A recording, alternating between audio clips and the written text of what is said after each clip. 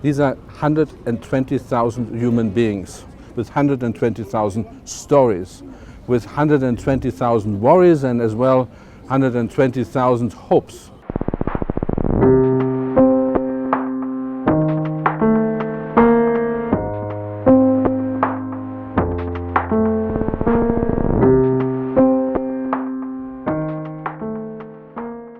This is just the tip of the iceberg.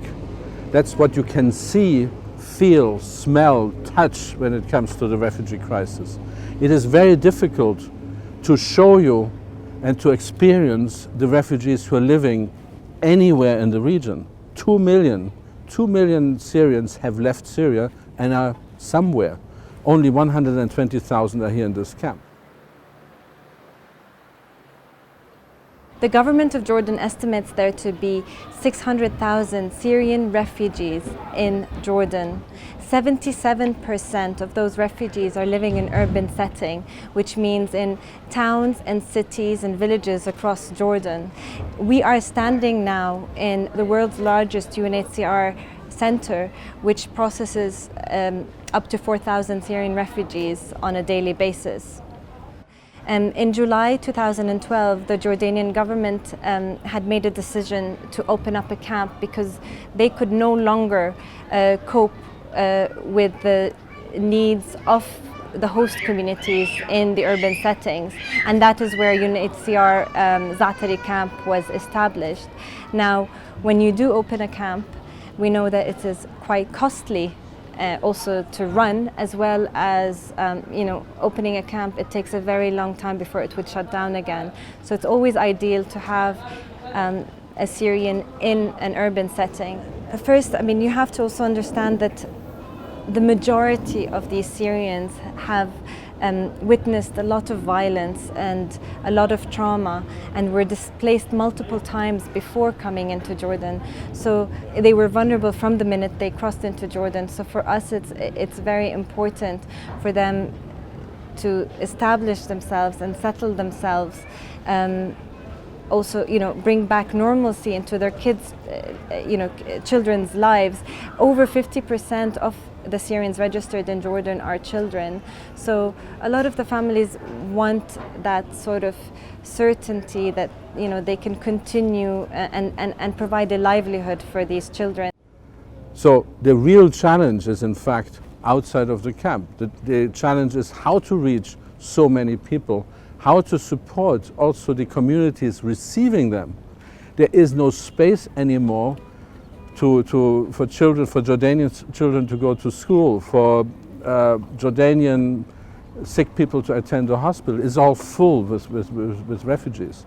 So that is an incredible burden to the whole region. 93% come from the south, from Dara. That is a region which, like many other border regions in the world, let's say has a history of trade. Most of the families here have a history of a bit of smuggling, or a bit more of smuggling, or trading for sure. It is also the region of Dara where the conflict, where in fact the uprising became visible. So Dara is in fact sort of the cradle of the uprising in Syria. So a lot of the families also became, of course, involved in this movement. So there is a very strong history, very recent history, of being actually involved in the Free Syrian Army and the various different groups operating. ليش أهلي اضطروا يطلعوا من البلدة بسبب قسم النظام، وإجت قذائف ببيتنا خلاهم يطلعوا. هذا الشيء اللي خلاهم يطلعوا. بعد ما ذهبت عائلتي أنا كنت مقتنع أني لازم أظل ببلدي أقاتل مع الجيش الحر. يعني بعد ما سوى كل شيء، بعد ما سوى الجيش والأمن ارتكبوا مجازر، صرت تحس إنه هذا واجب عليك. يعني بالبداية إنه بما إني طالب وشلت سلاح بتكون غريب شوي أول شيء الوضع عليك، بس بعدين بتتعود لما تصير لك أصدقاء بالجيش الحر وتعاشرهم وتقعد معهم. أنا الآن في الزعتري لأني صوبت بأحد المعارك. كنا ببلدة اسمها نعيمة قريبة من درعا المدينة، من مركز المدينة. كنا نشتبك مع الجيش بمكان. أنا كنت بدار مكونة من طابقين، أصدقائي كانوا بالطابق الفوقاني وأنا بالطابق التحتاني، بس تصوب اثنين من رفقاتي كانوا فوق، إجت عليهم قذيفة دبابة عمالة، إجت عليهم قذيفة دبابة، استشهدوا الاثنين. أنا طلعت لأشوف إذا بقدر أساعد حدا منهم، إذا بعدوا على قيد الحياة يعني. لما طلعت لفوق ردت الدبابة، قصفت مرة ثانية وتصوبتني. هيك جيت على الزعتري مشان أتعالج. بالتأكيد بدي أرجع، لأنه بحس واجب علي إني أدافع عن بلدي. إذا بترك بلدي بكون خاين. And yet we had 1,500 refugees coming in every night into this camp. Also, and I think this is very important to understand, with very fresh stories about the war. New stories about the loss of life and homes and destruction. اجوا نيمونا على الارض على وجهنا وبلشوا فينا ضرب، احنا 12 واحد. وطبعا انا شفت ناس انقتلت هناك بنفس الفرقة الامرية، ممكن ما لهمش ذنب، ما لهمش، حتى ما بيحترموا لا كبير ولا صغير، حتى لو عمره 80 سنة. في واحد تقريبا عمره 80 سنة كان معي بالزنزالة ورايحة نص اجره من الركبة بالضرب وبالإهانة، وأني من أحد الناس كمشوني وأخذوني على غرفة صغيرة تقريبا 2.5 ب2.5 فيها فياش كهرباء. هناك حطوا الكهرباء بين أصابع إجري الباهم الأكبر ويحطوه بالكهرباء بالحيط، يوم يحطوها ويرجعوا يطلعوها أحس الشرار يطلع من عنقوري من ورا. طلعني جيش الحر على الحدود، وإجيت من الحدود كمشونا طبعا الجيش الأردني وجابونا على مخيم البشابشة في الرمثة. إجيت أني فليت طبعا مشان ما يعدموني، بس واني بالفرع هناك لأن كمشوا عدموا ناس قدامي، عدموا ناس قدامي نفس الفرع والفرع تحت الأرض اللي كنا موجودين فيه. Za'atari today is a place where I guess we're almost in a normal refugee setting, in a setting where there's a problem, we define the problem, we try to find the resources to resolve the problem, and we work on it. People are impatient. If you are displaced, if you are a refugee, you're also impatient. Many of us are traumatized when we simply change our job and have to move from one city to the next one. Here we have people who have really lost everything and are rebuilding, in fact, a home away from home. And of course, if you put 100,000 people into a relatively small space, it becomes de facto a city. People are incredibly innovative when it comes for the reuse of materials they take from one side and put it to another one. Drives us crazy because it is not what we really would like to see.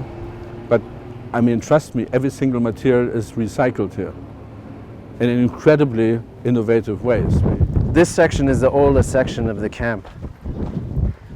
You're finally starting to see people building their lives back together again. Oh well, it's makeshift and it's a little bit ugly. There are people starting to, and hopefully we'll find some, building their gardens here. There's plants starting to be put out. There's little plots starting to be put in front of the caravans, which is quite nice to see. What are those guys doing? These guys are dismantling our caravans. That's what they're doing. So the caravans have been a business. So they've become a bit of a business. People sell them, they trade them. We try and remind them that, listen, this is not actually your property. This is your shelter while you're here. But we're having houses here which have been built with the elements of the containers which have been cut into pieces, and they resemble, in fact, a prefabricated villa or so. So that's one of the examples. Lots of initiative around that, the home. We will find fountains in the middle of a courtyard, bird cages, flowers growing, and so on. So it's a psychological move forward. But also in terms of businesses, I mentioned these people are traders. the world's best traders probably were the Lebanese.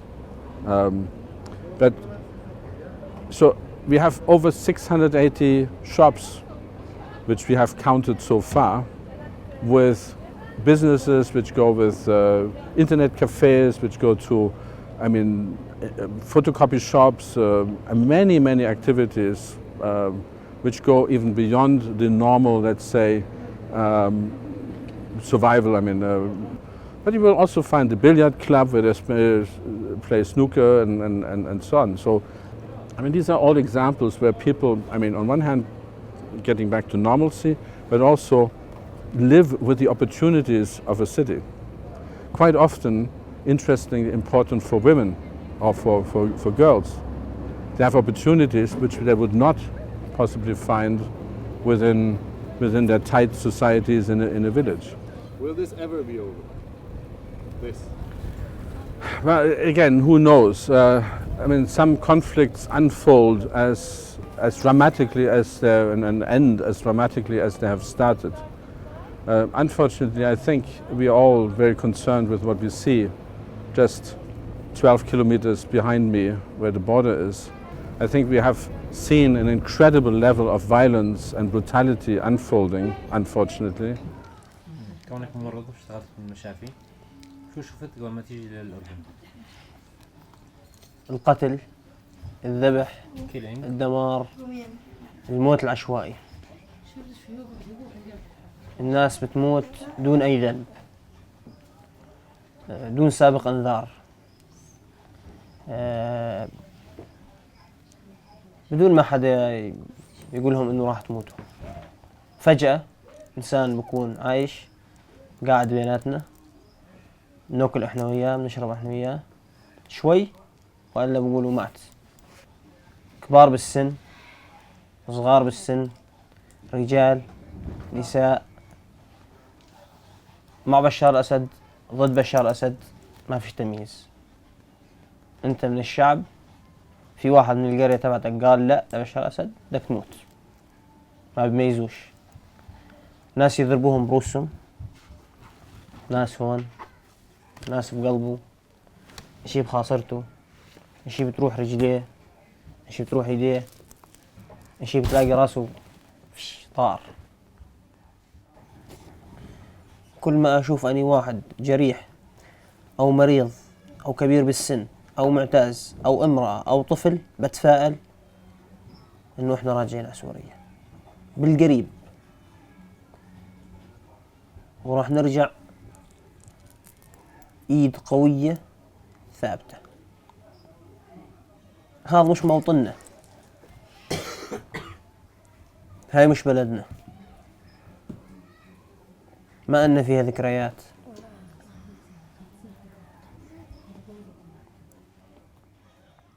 Thank you.